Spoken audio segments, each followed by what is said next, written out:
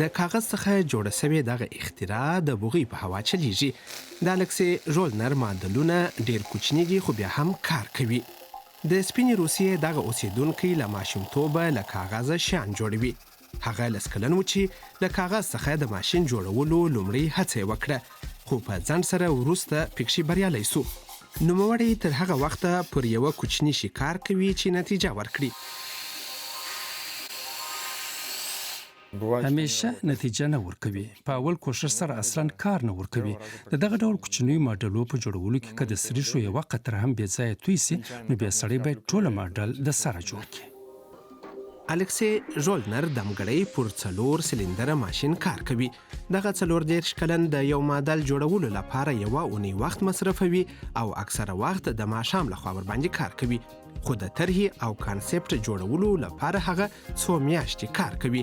دغه ماډلونه عموماً 2 سانتي متره او تر ټولو وړې ټوټې حتی صرف 2 ملي متره وي.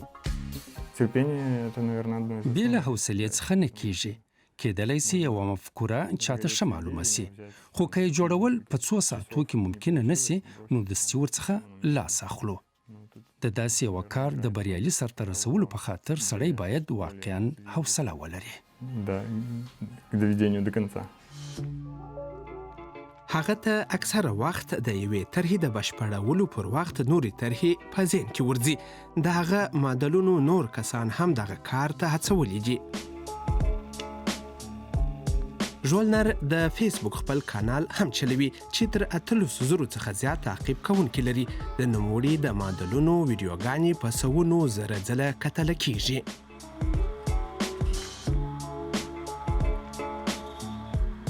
له کوچني ماشین څخه نیولې د موسیقۍ تر آلاتو پورې دغه ټول ماډلونه هم له کاغذ څخه جوړ دي.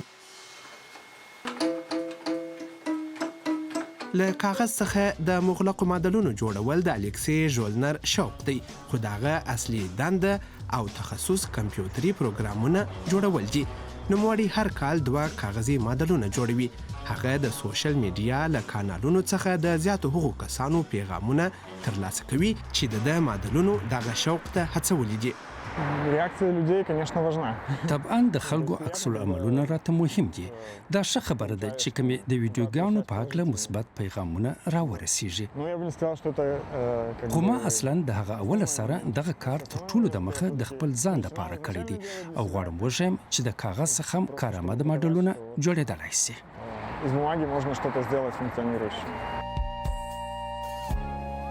الکسي ژولنر اوس د خپلو ماډلونو نقشې او د جوړونې هدایات پر انټرنیټ هم خپروي.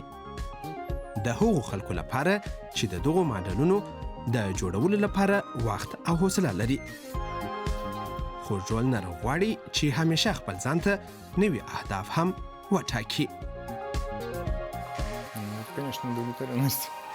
همیشه کله چې د اولي مفکورې څخه تر طرحې جوړولو او فعالولو پورې ټوله پروسه کامیابه سي، نو زه ډیر راضي یم.